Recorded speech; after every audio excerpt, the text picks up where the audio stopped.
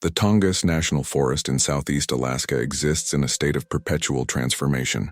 Rain falls 300 days a year, turning the temperate rainforest into a living organism that breathes moisture, exhales moss, and slowly consumes everything human hands have built.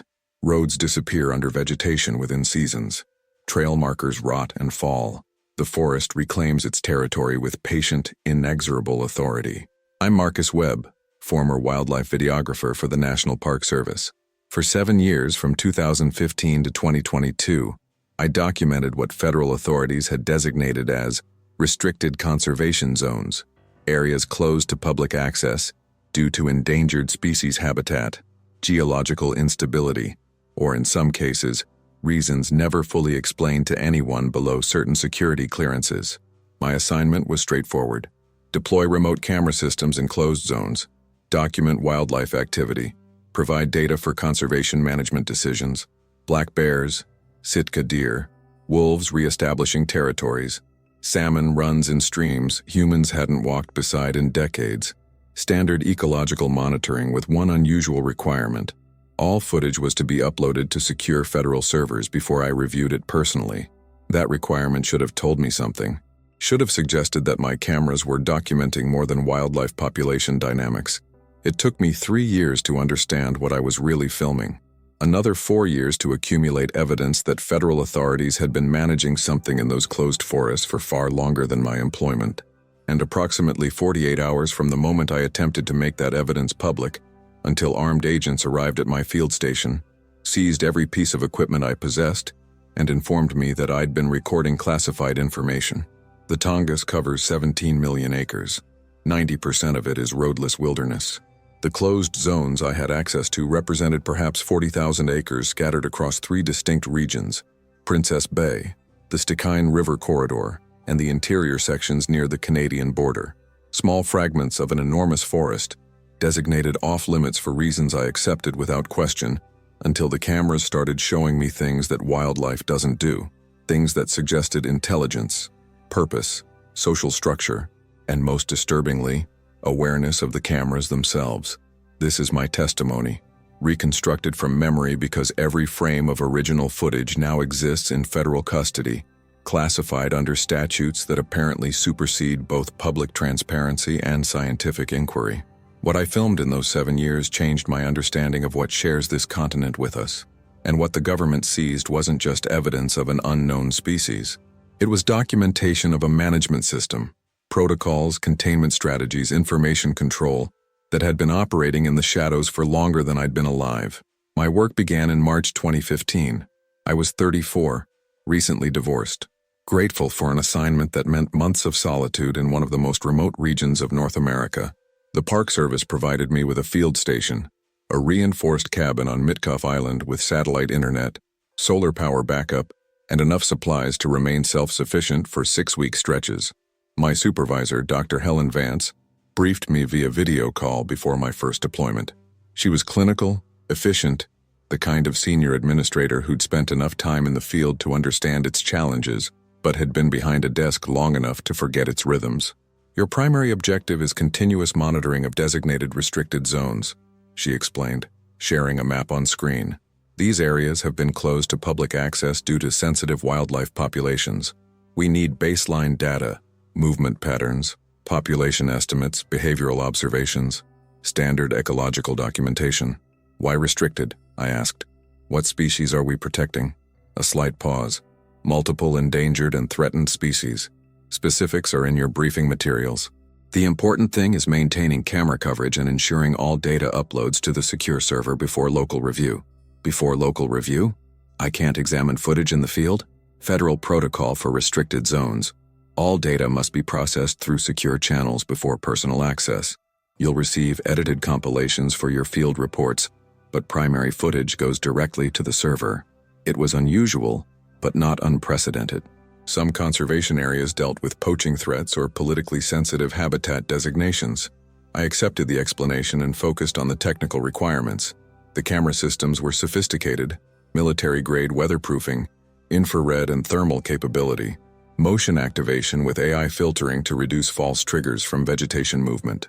I deployed 48 cameras across the 3 zones over my first 2 months, positioning them based on game trails, water sources, and terrain features that channeled wildlife movement. The footage started accumulating immediately, black bears emerging from hibernation, wolves hunting in coordinated packs, eagles fishing in streams swollen with snowmelt, exactly what I expected to document in pristine wilderness. Then, in late May 2015, Camera 23 captured something different. I didn't see it immediately. Remember, I only received edited compilations, not the raw uploads. But in the June data package Dr. Vance sent for my review, there was a sequence that felt wrong. 15 seconds of footage showing a game trail at dawn, standard bear and deer traffic. Then an abrupt cut to different footage from the same camera, but clearly hours later based on light conditions. The editing was smooth but noticeable if you were paying attention. Something had been removed from the timeline. I noted it in my field report. Camera 23 data appears incomplete, missing approximately 3 to 4 hours of footage based on timestamp discontinuity. Please advise if this is equipment malfunction or processing error. Dr. Vance's response came within hours. Reviewed C23 data. Some segments automatically redacted due to image quality issues. Moisture on lens, digital artifacts, standard protocol for corrupted files, continue monitoring. I accepted the explanation. Cameras in rainforest conditions did accumulate moisture. Digital artifacts were common, but I started paying closer attention to the compilations I received, noting every discontinuity, every suspicious edit. Over the next 6 months, I identified 47 instances of removed footage across 12 different cameras, always in the same general area, the Stikine River corridor, in forest so dense the canopy blocked 90% of sunlight even at midday.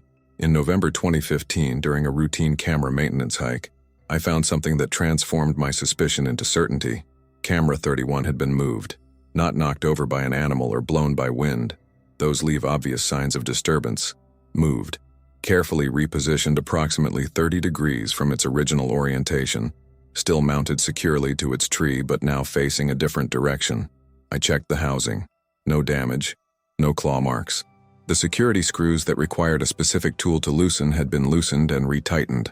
The camera was still recording, still uploading, but now documenting different territory than I'd intended. I restored it to its original position and added a note in my maintenance log. Then I did something that violated my protocols. I checked the camera's local storage, the backup files that accumulated before upload. The footage was still there, what had been uploaded to the federal server, and what had been removed from my edited compilations. I watched it on my laptop, sitting in the forest with rain pattering on the canopy above, and felt my understanding of my assignment fundamentally shift. The removed footage showed a figure, bipedal, approximately 8 feet tall, covered in dark brown hair. It approached camera 31 directly, examined it with obvious intelligence, then, using what were unmistakably hands with opposable thumbs, unscrewed the mounting hardware, adjusted the camera angle, and resecured it. The entire sequence lasted 90 seconds. The being's face came within 3 feet of the lens at one point, providing clear detail of features that were hominid, but distinctly non-human. Heavy brow ridge, flat broad nose, jaw structure suggesting tremendous bite force. But the eyes showed awareness, problem-solving intelligence, and something that looked remarkably like caution. It was adjusting the camera to point away from something, to protect something from observation. I sat in the rain for an hour, replaying those 90 seconds, understanding several things simultaneously. I'd been filming an unknown species of hominid in closed federal forests for 8 months. The government knew these beings existed, knew well enough to have protocols for redacting footage before researchers could see it. My entire assignment might not be about conservation monitoring at all, but about maintaining surveillance on a population the federal government was actively concealing. I hiked back to my field station, uploaded my maintenance report as required, and said nothing about what I'd seen. But I started keeping my own archive, copying local storage files before they were purged, building a private collection of the footage that was being systematically removed from official records.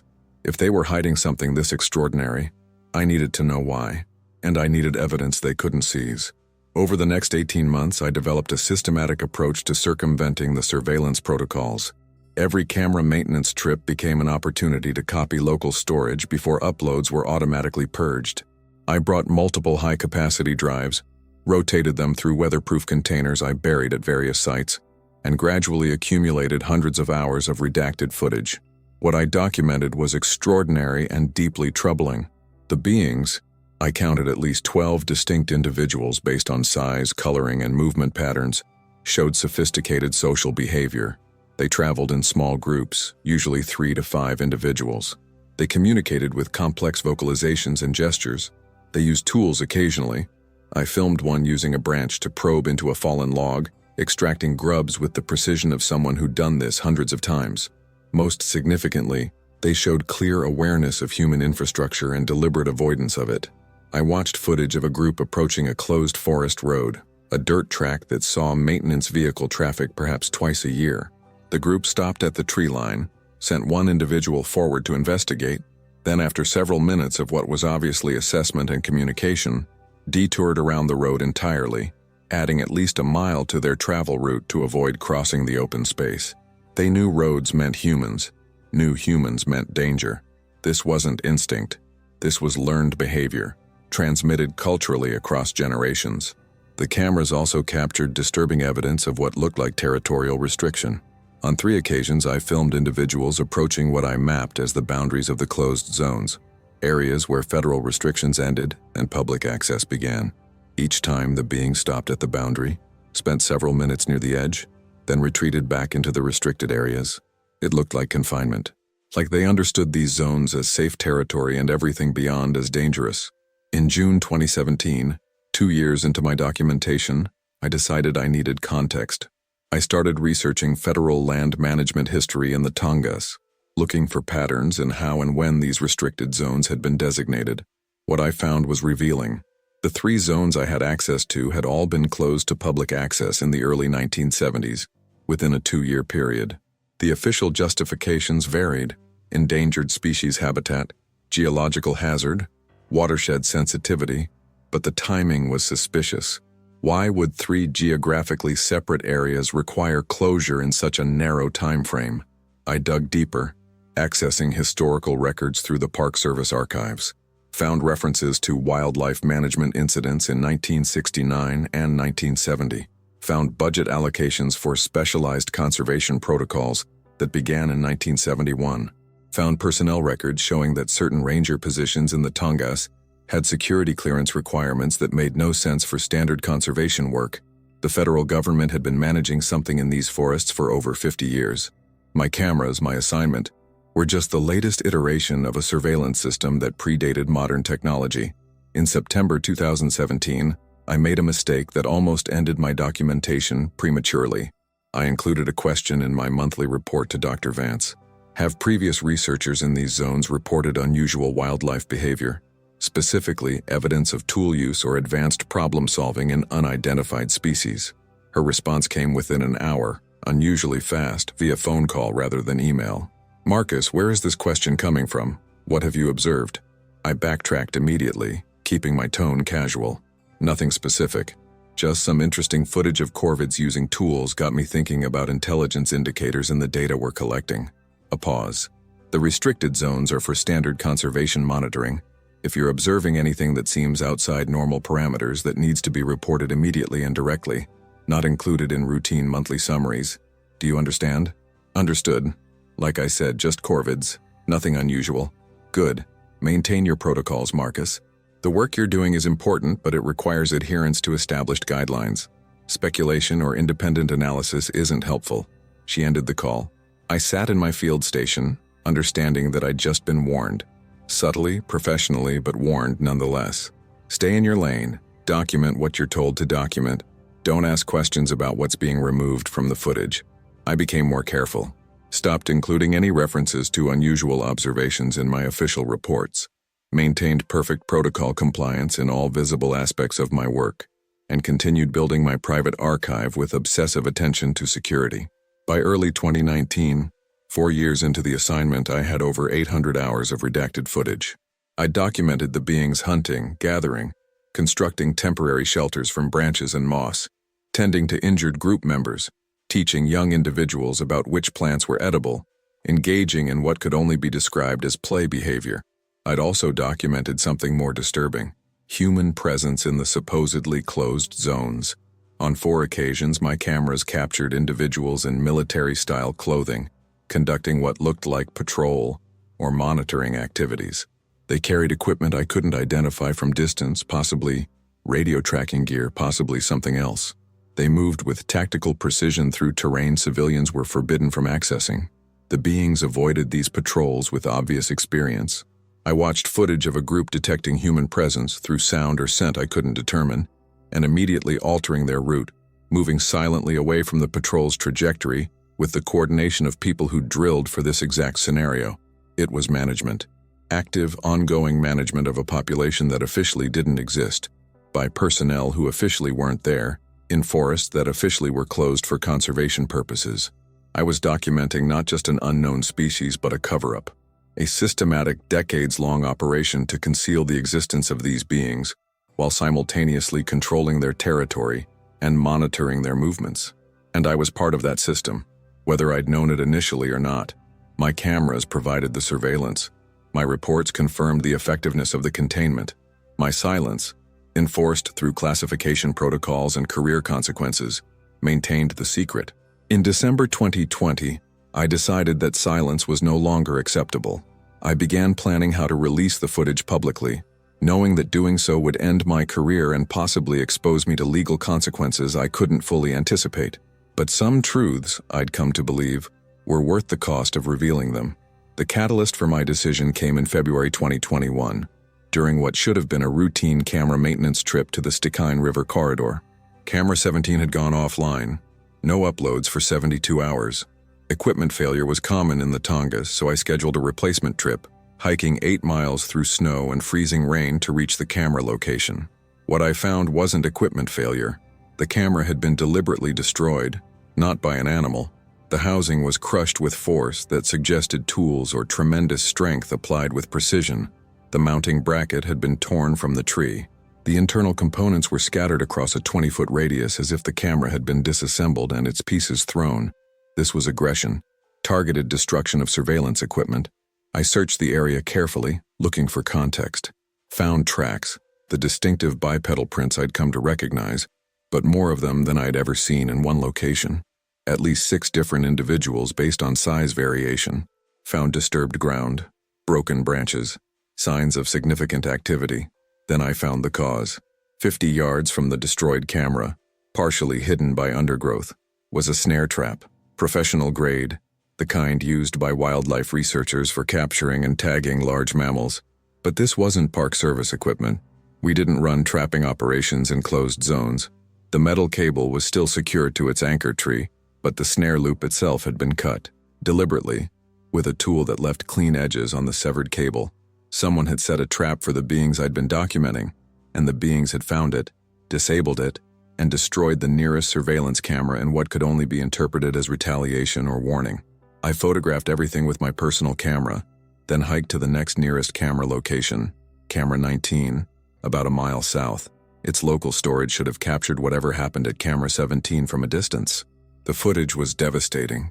It showed a group of 7 individuals, adults and what appeared to be juveniles, traveling through the forest at dawn. They encountered the snare.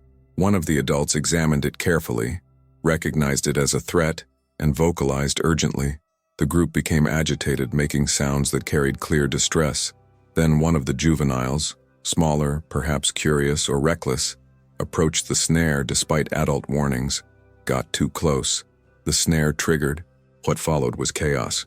The juvenile's arm was caught in the cable loop. It screamed, a sound so disturbingly human-like I felt physical pain hearing it. The adults converged immediately, 3 of them working together to release the juvenile while others circled defensively, scanning for threats. They freed the juvenile within 90 seconds, but it was injured. The cable had cut into the arm, and the young one couldn't put weight on it. The group gathered close, tending the injury, making soft vocalizations that were obviously comforting. Then one of the adults, the largest, moving with authority that suggested leadership, approached camera 17 directly, looked into the lens with an expression I can only describe as fury, raised something, a rock or piece of wood, and destroyed the camera with deliberate violence. The message was clear. We know you're watching. We know this trap came from the same humans who put these cameras here. And we're telling you to stop.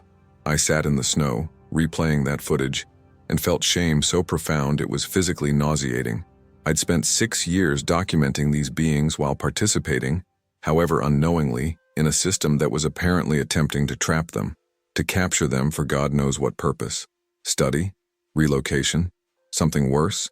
The juvenile scream replayed in my mind, the adult's deliberate destruction of the camera, the group's obvious fear and distress. I hiked back to my field station through darkness and storm, and began planning in earnest how to release the evidence I'd accumulated. But first, I needed to understand the full scope of what I was exposing. I needed to know who'd set that trap, what authorization they had, and what the federal government's true objectives were in these closed forests. I spent the next 3 weeks conducting research that violated every security protocol I'd agreed to. I accessed files I wasn't cleared for. I cross-referenced personnel records with budget allocations. I traced authority chains through multiple agencies: Park Service, Fish and Wildlife, Department of Interior, and others I couldn't immediately identify. What emerged was a structure that had been operating since the early 1970s.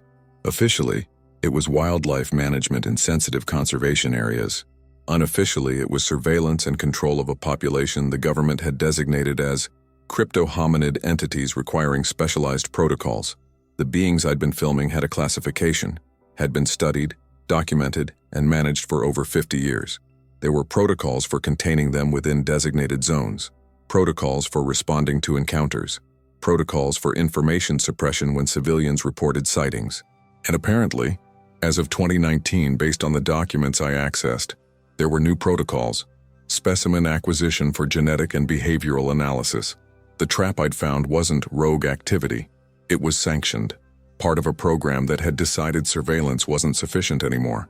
They wanted to capture these beings, to study them as subjects rather than populations. The juvenile caught in that snare hadn't been unfortunate. It had been targeted. I compiled everything into a comprehensive file: my 7 years of redacted footage, the documentation of the trap and its aftermath, the federal documents I'd accessed illegally, and my own testimony as a researcher who'd been unknowingly complicit in concealing an extraordinary discovery. I prepared to release it to multiple journalists, scientific organizations, and indigenous rights groups, because if these beings had the intelligence and social sophistication I'd documented, they deserved the same ethical considerations we'd extend to any endangered population.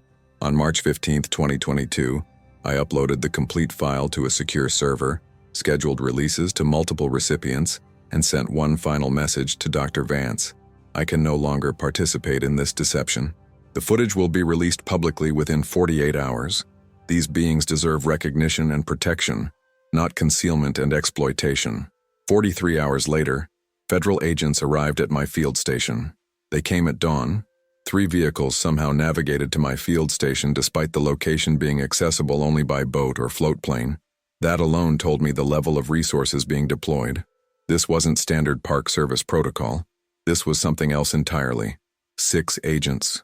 Professional, armed, showing identification from an agency I'd never heard of. Department of Interior, Special Resources Division. They presented a warrant so comprehensive it essentially claimed authority over everything I possessed.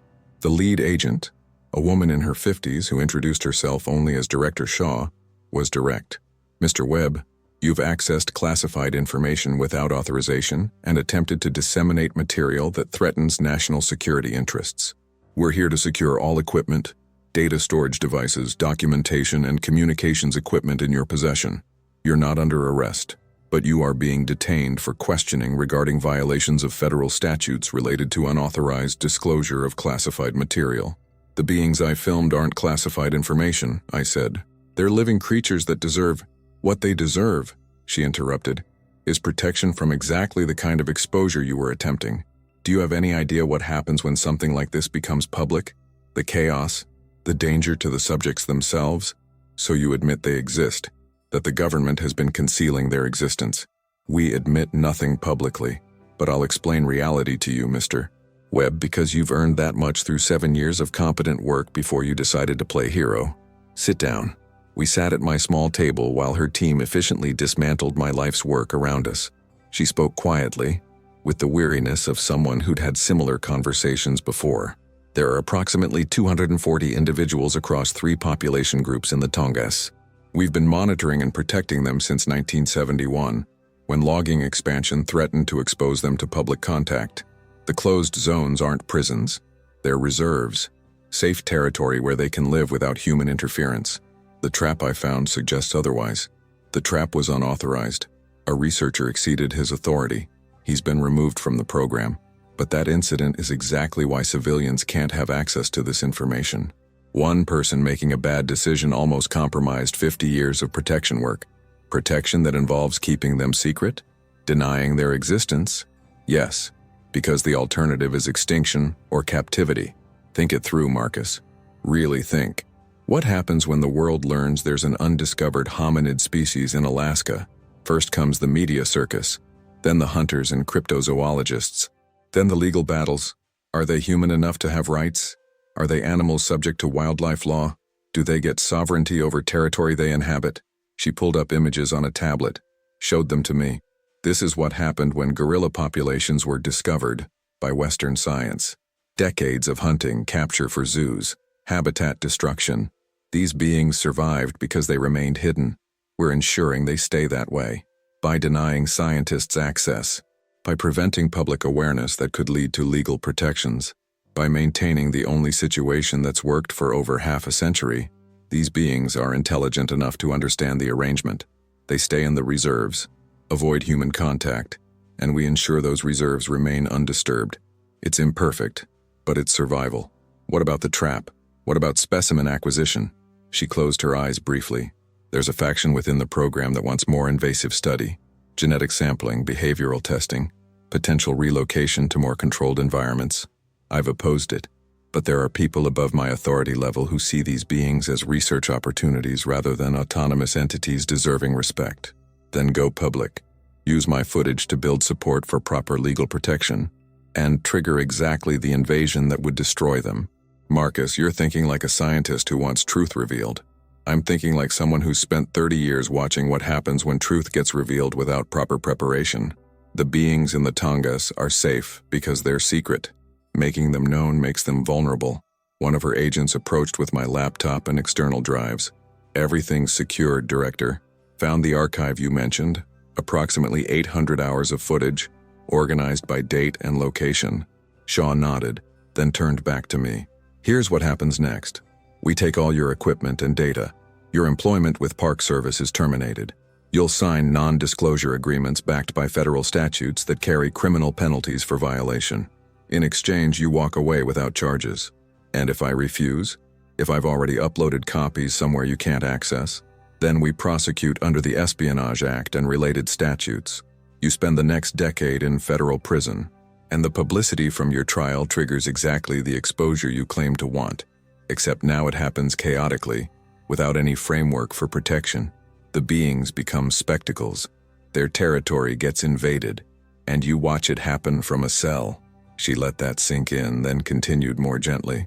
Or you accept that you were part of something larger than you understood, that your work contributed to the protection of something extraordinary, even if the methods make you uncomfortable. That sometimes the right choice is silence. I can't accept that. You have to. Because those are your only options. I don't like it either, Marcus. I got into this field because I believe in transparency and scientific progress. But I've also spent 3 decades watching these beings live relatively peaceful lives because the world doesn't know they exist. That counts for something. I looked around my field station, 7 years of my life being packed into evidence containers. Thought about the juvenile screaming in that snare. Thought about the adult's deliberate destruction of the camera, and what that said about their intelligence and their awareness of being monitored. Do they know? I asked quietly. That you're protecting them by keeping them secret? We think so. They're smart enough to recognize that staying in the reserves keeps them safe. Smart enough to avoid the boundaries even though we couldn't physically stop them from leaving. They've chosen to remain hidden as much as we've chosen to hide them. That doesn't make it right. No, it makes it functional, which might be the best we can hope for. They kept me at the field station for 3 more days while their team conducted what they called site remediation, removing any evidence that could lead future researchers to ask the wrong questions. They were thorough but not destructive, treating the location with the kind of care that suggested they actually did respect what they were protecting. On the second day, Director Shaw returned with a tablet. I want to show you something. Context you don't have. She pulled up historical footage. Grainy, old, but clear enough. Dated 1969.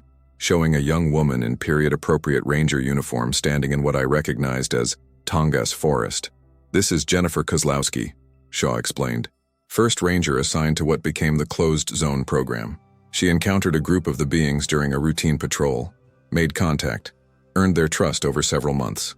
The footage shifted to later dates, the ranger and several of the beings interacting peacefully, exchanging objects, sitting together in a small clearing, the beings allowing themselves to be filmed at close range, showing faces and hands and clear evidence of intelligence. Jennifer wanted to go public too, Shaw continued. Thought they deserved recognition, protection through proper legal frameworks. She documented everything, built a comprehensive scientific case for revealing their existence responsibly. What happened? She presented it to her supervisors in March 1970. By June, word had leaked to civilian researchers. By August, the Tongass had an influx of cryptozoologists, hunters, curiosity seekers. The beings retreated deeper into the forest. One was shot by a hunter who claimed self-defense. 2 others disappeared. We think they died from stress-related causes or fled into Canada. The footage showed later scenes. Empty forests where the beings had been. Abandoned campsites. Jennifer standing alone in a clearing looking devastated. It took 3 years to restore their trust, to create the reserve system that convinced them to stay in protected areas. Jennifer spent the rest of her career maintaining that relationship, ensuring the program prioritized their well-being over research value. She died in 2003, never published anything, never received recognition for her work. She sacrificed scientific truth for their protection. She chose their survival over her legacy, and it worked. The population has been stable for 50 years. Birth rates are healthy. They've maintained their social structures. They live relatively peaceful lives in territory that remains undisturbed. Shaw closed the tablet. I'm showing you this because I want you to understand the weight of what you tried to do. Jennifer's choice was hard. Yours would be harder, because now there's more technology, more ways for information to spread uncontrollably. If your footage had gone public, it wouldn't have been a careful scientific revelation. It would have been viral chaos. You keep talking about chaos, but maybe these beings deserve the chance to be known, even if it's chaotic. Do they? Or is that what you want because it makes you feel like you're doing something righteous? She leaned forward. Marcus, I've read your file. Divorced, no kids, career-focused, living alone in wilderness for years. This isn't criticism, it's observation. You found something extraordinary, and you want it to matter publicly. But mattering publicly might be the worst thing that could happen to them. I wanted to argue, but her words landed with uncomfortable accuracy. Was I advocating for the being's best interests, or for my own need to have my discovery acknowledged? What if they want to be known? I asked finally. What if hiding them denies them agency over their own existence? That's a fair question, one we've asked ourselves repeatedly. She pulled up more footage, recent, high quality. It showed one of the beings approaching what was clearly a camera station in daylight, looking directly into the lens, then deliberately covering the camera with moss. They know we're watching. They participate in being hidden. Every time they cover cameras, avoid boundaries, stay in the reserves despite being physically capable of leaving. They're choosing this arrangement. It's not perfect agency, but it's collaborative survival. We sat in silence. Outside, her team continued packing equipment. Inside, I wrestled with the fundamental question. Was revelation always better than protection, even when revelation carried profound risks? What happens to the footage now? I asked. It's archived, classified, accessed only by program personnel. It'll be preserved for future generations who might make different decisions about disclosure. But for now, it remains sealed. So all the documentation of their intelligence, their social behavior, their tool use, all the scientific value of what I filmed, just disappears into federal storage. It's not disappearing. It's being protected until circumstances change enough that revelation becomes less dangerous. Maybe that's 50 years, maybe never. But the footage exists, and the beings exist, which is more than what would be true if exposure led to their extinction. On the 3rd day, they brought me paperwork. Non-disclosure agreements, employment termination documents, statements acknowledging my violations and accepting consequences in lieu of prosecution. I signed everything, watching 7 years of work become classified property. Before they left, Shaw made one final offer. You can walk away, resume your life, find new work, never think about this again. Or, she paused, you can join the program. We need field researchers who actually care about the subjects, rather than just the data. People who understand what's at stake. Jennifer trained a generation of us to prioritize their well-being. We need people continuing that work. Why would you trust me after I tried to expose everything? Because you tried for the right reasons, and because you're sitting here reconsidering, which means you're capable of understanding complexity. The program needs ethical people wrestling with hard questions, not just bureaucrats following protocols. I looked at the forest outside my window. Somewhere in those trees, beings were living lives that existed in the gaps of human awareness, surviving because they remained unknown. I need time to think about it. Take the time you need. We'll be in contact. They left in their impossible vehicles, taking everything I'd accumulated, leaving me alone in an empty field station to decide who I wanted to be. I returned to Juneau homeless and unemployed, with a federal restraining order preventing me from accessing any closed zones in the Tongass, and a classified employment history I couldn't discuss with potential new employers. The divorce had left me with minimal savings. 7 years of field work hadn't built marketable civilian skills. I took a job as a fishing guide for tourists, leading day trips into accessible parts of the Inside Passage, pointing out eagles and explaining salmon ecology to people who'd forget everything I told them within a week. It was honest work that felt spiritually empty after what I'd been doing, but it gave me time to think, to process what Shaw had shown me, what she'd offered, and what I actually believed about truth and protection and the ethics of concealment. 3 months after the seizure, I received a visitor at the small apartment I'd rented in a rundown complex near the harbor. He was indigenous, Tlingit, based on the clan symbols he wore, probably in his 60s, with the kind of weathered face that comes from decades of living close to the land. He introduced himself as William Marks, didn't explain how he knew where to find me, and asked if we could talk privately. We sat in my apartment's cramped living room. He looked around at my sparse furnishings, the absence of personal effects, the obvious signs of someone displaced. My grandfather told me stories. He began without preamble, about the Kushtaka, beings who lived in the deep forests, who were like people but not people, who avoided contact but were known to the elders. The stories were specific, not folklore, descriptions of encounters, of territories where you didn't go without proper respect. Why are you telling me this? Because my people have been protecting those beings for a lot longer than the federal government. We knew they existed. We established protocols for coexistence centuries before white rangers started closing forests and calling it conservation. He pulled out a folder, spread photographs on my coffee table. They showed areas of the Tongass I recognized, closed zones, territories I'd surveyed. But these photos were old, decades old, showing Tlingit people standing at forest edges, placing offerings, performing ceremonies. These were boundary rituals, ways of marking territory we agreed not to enter, ways of maintaining the separation that kept both populations safe. Then the government came, took control of the lands, and claimed they were protecting something they'd just discovered. You're saying indigenous communities knew about them all along. We knew. We protected. Then we were told our protection wasn't scientific enough, wasn't official enough. The beings became federal property. The forests became closed zones, and our knowledge was dismissed as myth. I looked at the photographs, evidence of long-term coexistence, of ethical frameworks that predated colonial management systems by centuries. What do you want from me? I asked. I want you to understand that the choice you're facing isn't between government protection and public exposure. There's a third option, indigenous management, returning authority over these beings to the communities that successfully protected them for generations. The government would never agree to that. Maybe not. But you have leverage. You documented things they don't want public. You have knowledge of their protocols, their locations, their vulnerabilities. That's leverage for negotiation. Shaw told me the beings chose to stay hidden, that they participate in being concealed. Did she show you them rejecting contact with indigenous people? Or just with the cameras and rangers? He leaned forward. My grandfather met them, multiple times over decades. They didn't hide from us the way they hide from federal surveillance, because we approached with respect, with ritual, with understanding that they were people with their own sovereignty. He pulled out one final photograph, recent, taken with a modern camera. It showed 3 of the beings standing with 2 indigenous people, the meeting clearly deliberate, both groups comfortable in each other's presence. This was taken 8 months ago, in territory adjacent to your closed zones.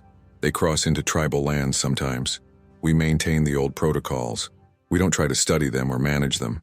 We just acknowledge their existence and their right to territory. The implications were staggering. The federal program had created isolated reserves and called it protection, while indigenous communities had apparently maintained more functional coexistence through traditional approaches. Why hasn't this been made public? I asked. This photograph alone proves they exist.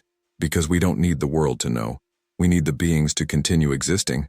Public recognition means legal battles over territory, authority, rights. It means lawyers and politicians deciding the fate of people who've survived by remaining outside those systems. So what's your proposal? Work with us.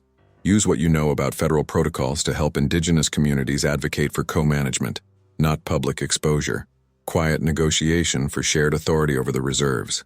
Let the beings remain hidden, but shift who's doing the hiding, from people who see them as research subjects to people who see them as relatives. It was seductive reasoning, a middle path between the extremes of secrecy and exposure. But I didn't know William Marks, didn't know what authorities he actually spoke for, didn't know if indigenous management would truly be better or just different. I need to think about this, I said. Think carefully. The government made you an offer. I'm making you a different one. There are more options than they want you to believe. He stood to leave. My grandfather said the Kushtaka survived because they were smart enough to stay hidden, and we were smart enough to let them. The government's version of that wisdom is keeping everyone in the dark. Ours is keeping the right people informed. He left contact information and walked out, leaving me with more questions than answers, and the uncomfortable realization that the binary choice Shaw had presented, join the program or walk away, might have been a false dilemma. There were other players, other frameworks, other visions of what protection could mean, and I was stuck in the middle trying to figure out which version of concealment was actually ethical. I spent 2 weeks researching William Marks. He was legitimate, member of a recognized Tlingit clan, active in indigenous rights advocacy, connections to multiple tribal organizations across Southeast Alaska. The photographs he'd shown me were real, taken by a respected indigenous photographer whose work documented traditional practices and territory relationships. More significantly, I found references to historical tensions between federal management and indigenous communities over the closed zones. Court cases from the 1980s and 90s where tribes had argued for co-management of territories that overlapped with traditional lands. Claims that federal conservation programs had displaced indigenous access and knowledge. The government's version of protection wasn't the only version, might not even be the most effective version. But before I could make any decisions, Director Shaw returned. She called from a blocked number, asked to meet at a coffee shop in downtown Juneau. I agreed, curious what had prompted the contact. She looked tired when she arrived. Sat down with coffee neither of us touched and spoke quietly. I know William Marks contacted you. I know what he proposed. You're monitoring me. We're monitoring everyone who has knowledge of the program. Standard protocol. But I'm not here to threaten you about that contact. I'm here to explain why his proposal is more complicated than it sounds. I'm listening. The indigenous communities he represents have legitimate historical claims. Their traditional knowledge about the beings is real and valuable. But transferring authority to tribal management right now would require congressional action, legal frameworks that don't exist, and public acknowledgement of what we're protecting. So the barrier is that revealing them to indigenous management requires revealing them generally. Partially, but there's more. Not all indigenous communities agree about how to approach this. Some want co-management. Others want complete territorial sovereignty. Some want to maintain absolute secrecy. Others think limited scientific partnership would benefit everyone. There's no unified indigenous position, which means negotiations would be complex and public. She pulled out a tablet, showed me internal documents. Here's what Marks didn't tell you. His clan has been negotiating with us for 3 years about graduated authority transfer. We've been working on frameworks for quiet co-management that don't require public disclosure. It's slow, bureaucratic, frustrating for everyone, but it's happening. Why didn't he mention that? Because he's frustrated with the pace. Thinks we're stalling. Maybe we are. Federal bureaucracy moves like glaciers. But what he proposed to you, using your knowledge as leverage to accelerate the process. would disrupt negotiations that are actually progressing. She showed me more documents, drafts of agreements, proposals for tribal monitors in the closed zones, frameworks for indigenous knowledge informing management protocols. It was real work, not just bureaucratic theater. If you work with marks outside these formal negotiations, Shaw continued, you risk derailing the process, threaten to expose things publicly as leverage, and we have to lock down harder. Trust breaks, progress stops. Or maybe pressure accelerates things that would otherwise take decades. Maybe. But at what cost? The beings don't benefit from rushed political solutions.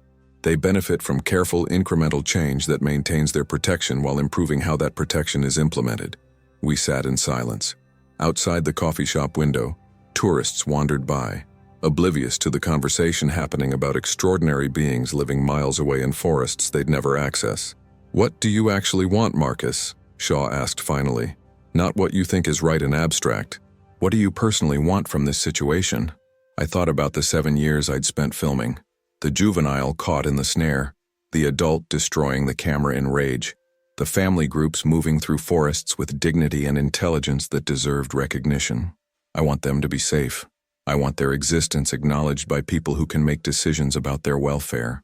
I want the knowledge we've accumulated about them to serve their interests, rather than being locked away. Those are good goals. The question is strategy. My program offers incremental bureaucratic change. Boring, slow, but with minimal risk of catastrophic exposure. Marks offers confrontation and acceleration. Exciting, morally satisfying, but with real chances of things going sideways. What about just walking away, letting all of you figure it out without me? That's always an option. But you'd spend the rest of your life knowing you had knowledge that could have mattered and chose comfort over consequence. She was right, and I resented her for it. Walking away would mean safety, but it would also mean cowardice. What happens if I join your program? I asked. What would that actually look like? You'd be part of the team managing the existing reserves. You'd work on improving protocols based on your field experience.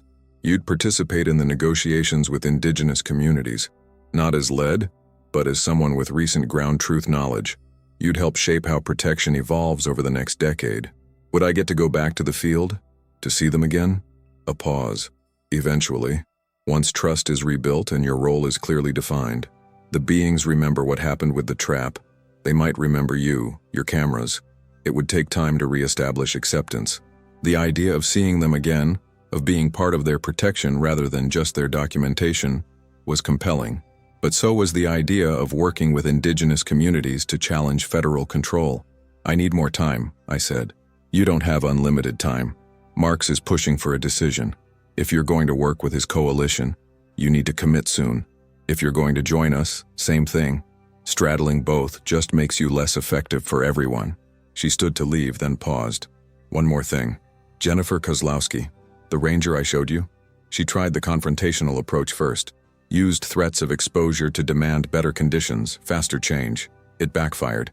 Nearly got the entire program shut down, and the beings declared a military security concern rather than conservation issue. She spent the next 30 years rebuilding trust and working within the system she'd initially rejected. Are you saying confrontation never works? I'm saying it has costs, and sometimes those costs are paid by the people you're trying to help. I made my decision in April 2022. 6 weeks after Shaw's visit. I joined the program, not because I thought the government's approach was perfect, it wasn't. Not because I'd given up on indigenous management, I hadn't, but because incremental improvement seemed more likely to actually protect the beings than dramatic confrontation would. William Marks was disappointed but understanding. The slow road is still a road, he said. Just don't let them keep you walking in circles. I've spent the last 2.5 years working as a liaison between federal management and indigenous communities in the Tongass. It's unglamorous work, endless meetings, document drafting, negotiating protocols that satisfy both scientific rigor and traditional knowledge. Bureaucratic, frustrating, occasionally infuriating, but it's progress. Tribal monitors now have access to some of the closed zones. Indigenous knowledge informs camera placement and management decisions. Traditional ceremonies happen at the boundaries with federal awareness and acceptance.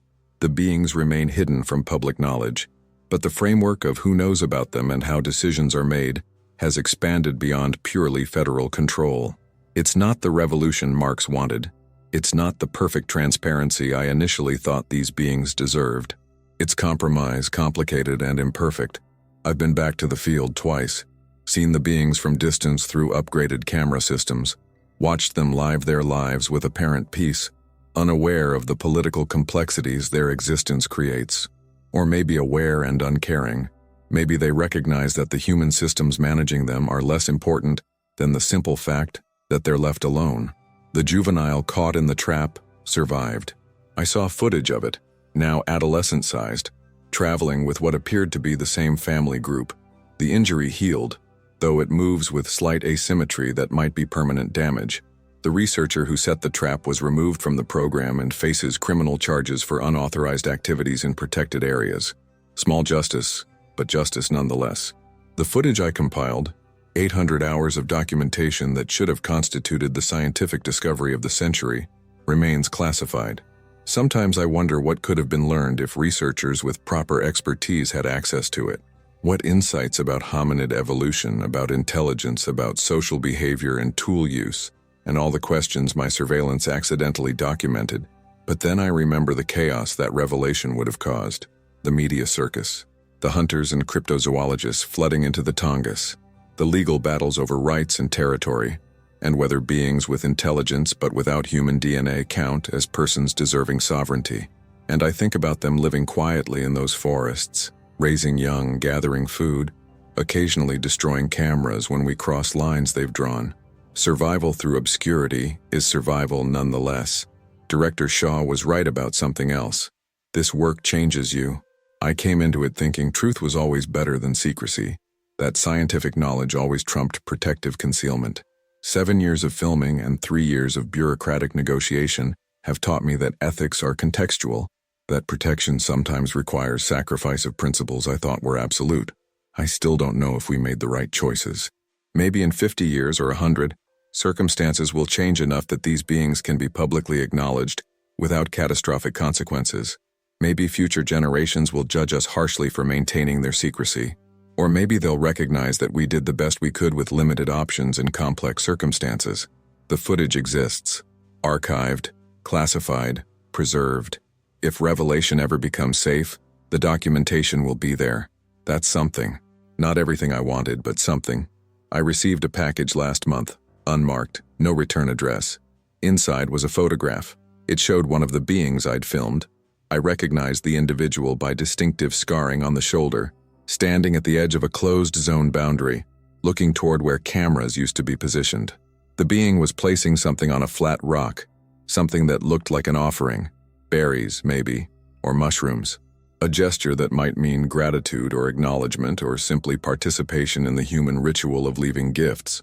No note, no explanation, just the photograph, and the implication that someone, Shaw maybe, or someone else in the program, thought I should know that the beings remember, that our surveillance, our protection, our complicated attempts at coexistence register with them somehow. I keep that photograph on my desk at the program's Juneau office. Reminder that we're not just managing wildlife or protecting endangered species. We're negotiating relationship with beings who have agency, memory, and apparently some form of reciprocity. Last week, I participated in a ceremony with Tlingit community members at the boundary of one of the closed zones. We left offerings, salmon, berries, carved wood, and performed rituals that have been adapted to acknowledge both traditional protocols and contemporary management realities. The beings didn't appear, didn't acknowledge us directly, but the offerings were gone the next morning, taken by something that left tracks in the soft earth. Connection without contact, relationship without revelation, coexistence maintained through careful distance and mutual respect. It's not the ending I imagined when I started filming in 2015. Not the scientific triumph or the dramatic exposure or the clear moral victory. It's messy, complicated, built from compromises that satisfy no one completely. But the beings are still alive, still raising families, still existing in forests that remain protected. And I'm part of the system keeping them that way, knowing I've sacrificed certainties I once held about truth and transparency, hoping that sacrifice serves something larger than my need for moral clarity. Some secrets I've learned aren't lies. They're shelters. And sometimes building shelter is more important than letting in light. The forest keeps its mysteries. We keep our silence. the beings keep surviving, and in the gaps between what's known and what's revealed, life finds ways to persist.